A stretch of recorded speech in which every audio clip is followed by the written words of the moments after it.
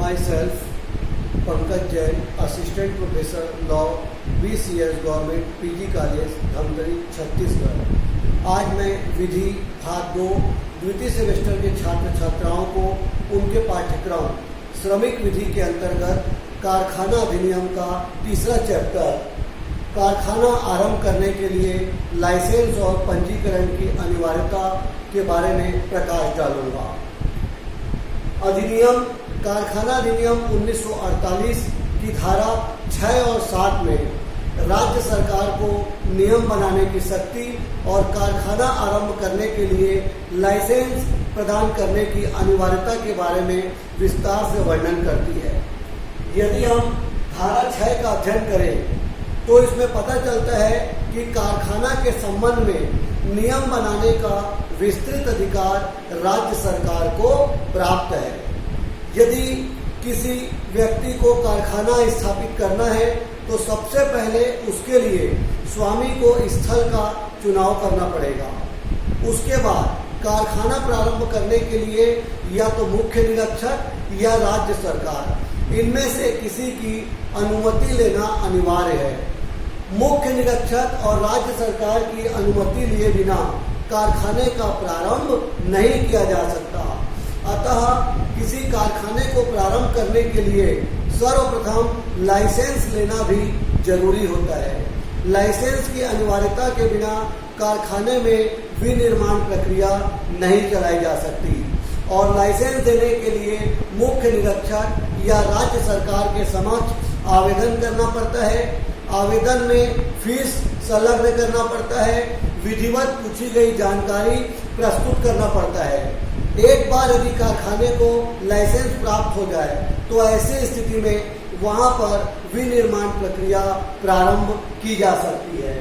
इसके अलावा कारखाने में लाइसेंस तभी मिलेगा जब आवेदक के द्वारा समस्त जानकारी शुल्क के साथ विधिवत या तो मुख्य निरीक्षक या राज्य सरकार को सौंप दी जाए। आवेदन मिलने के पश्चात राज्य सरकार या मुख्य निरीक्षक के द्वारा उस आवेदन की जांच की जाएगी और यदि प्रमाणित हो जाए कि कारखाना प्रारंभ करने से संबंधित सभी प्रकार की औपचारिकताएं पूरी कर ली गई है तो ऐसी स्थिति में लाइसेंस प्रदान कर दिया जाएगा। लेकिन एक बात ध्यान रखें, एक बार लाइसेंस मिलने के बाद भी समय समय पर उसका रिन्यूअल अर्थात नवीनीकरण करना बहुत अधिक आवश्यक होता है। अतः कारखाना आरंभ करने के लिए सर्वप्रथम लाइसेंस लेना अनिवार्य है। कारखाने का पंजीयन करना अनिवार्य होता है। यदि मुख्य निरीक्षक कारखाना आरंभ करने के लिए जो आवेदन है उसको यदि अस्वीकार कर दे तो यहाँ पर नियम बना हुआ है, राज्य सरकार के पास 3 महीने के अंदर अपील की जा सकती है। मुख्य निरीक्षक द्वारा मना कर दिए जाने पर, लाइसेंस देने से मना कर देने पर 3 महीने के अंदर राज्य सरकार के यहाँ अपील हो सकती है। और राज्य सरकार भी यदि लाइसेंस देने से मना कर दे किसी भी कारण से तो ऐसी स्थिति में 30 दिन के अंदर आवेदक केंद्र सरकार के पास अपील दायर कर सकता है। इस प्रकार धारा 6 और धारा 7 में जो है कारखाना आरंभ करने के लाइसेंस लेने, पंजीकरण करने की प्रक्रिया के बारे में बताती है। अब आते हैं धारा 7।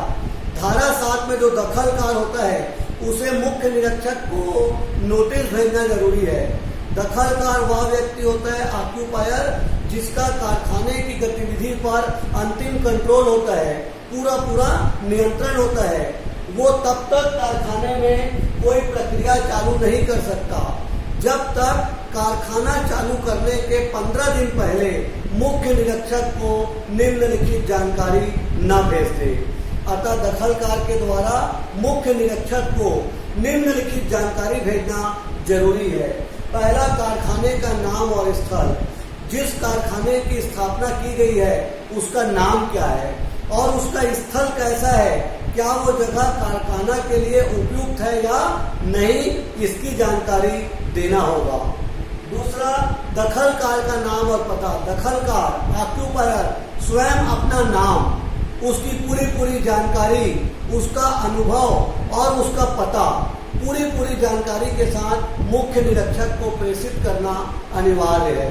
तीसरा, परिसर या भवन के स्वामी का नाम और पता। भवन का जो स्वामी है वही जगह का चुनाव करता है, तो परिसर या जो भवन का जो स्वामी है उसका नाम क्या है, उसकी अनुभव क्या है, कारखाना चलाने के संबंध में उसे क्या योग्यता प्राप्त है और उसका पता क्या है जिसमें उससे पत्र व्यवहार किया जा सके, इसकी पूरी जानकारी मुख्य निरीक्षक को देनी होगी। चौथा, कार्यालय का पता। जिस जगह पर कार्यालय चलाया जा रहा है कारखाना, उसका पता बताया जाए ताकि कोई पत्र व्यवहार करना हो सरकार की ओर से या अन्य लोगों को तो वो पत्र व्यवहार आसानी से किया जा सके। अतः कार्यालय का पता की जानकारी भी दखलकार के द्वारा मुख्य निरीक्षक को भेजी जाएगी। उपयोग की जाने वाली अश्वशक्ति का प्रकार। पांचवा, कारखाने में बिजली पैदा करने के लिए क्या कार्य होगा, कौन कौन से यंत्र का प्रयोग होगा, कौन कौन से विद्युत चालक का प्रयोग होगा, कितनी मात्रा में होगा, इसकी पूरी जानकारी मुख्य निरीक्षक को देनी होगी। छठवां, प्रबंधक का काम। वह व्यक्ति जो कारखाने का मैनेजमेंट करेगा, कारखाने का जो व्यक्ति वास्तव में मैनेजमेंट करेगा, जो उसका प्रबंधक है, उसके नाम और उसकी पूरी जानकारी मुख्य निरीक्षक को भेजना अनिवार्य है। और सातवां, कर्मकार की संभावित संख्या। कारखाने में जब उत्पादन किया जाएगा तो कितनी संख्या में कर्मचारी की जरूरत होगी, उनकी संख्या कितनी होगी, क्या आवश्यकता अनुसार उसमें कमी या बढ़ोतरी की जा सकती है, इसकी पूरी जानकारी मुख्य निरीक्षक को देना अनिवार्य है। आठवां, अभिनिर्माण की प्रक्रिया। यह भी बताना पड़ेगा कि कारखाना किस प्रकार का है, क्या क्या काम होगा, क्या क्या वहाँ उत्पादन प्रक्रिया चलाई जाएगी, इसकी पूरी जानकारी, अभिनिर्माण प्रक्रिया की कंप्लीट जानकारी मुख्य निरीक्षक को देनी पड़ेगी। और अंतिम है अन्य विवरण। उपरोक्त 8 बिंदुओं के अलावा अन्य कोई जानकारी जो अत्यंत आवश्यक हो, ऐसी जानकारी भी दखलकार के द्वारा मुख्य निरीक्षक को दी जाएगी। इस प्रकार धारा 6 और धारा 7 इससे स्पष्ट है कि कोई भी कारखाना तब तक प्रारंभ नहीं हो सकता जब तक कि मुख्य निरीक्षक या राज्य सरकार के द्वारा दखलकार या कारखाना के स्वामी को एक लाइसेंस प्रदान न कर दिया जाए। लाइसेंस के साथ साथ पंजीकरण करना भी अनिवार्य होता है और लाइसेंस और पंजीकरण के बाद ही कारखाने में विनिर्माण प्रक्रिया प्रारंभ की जाती है।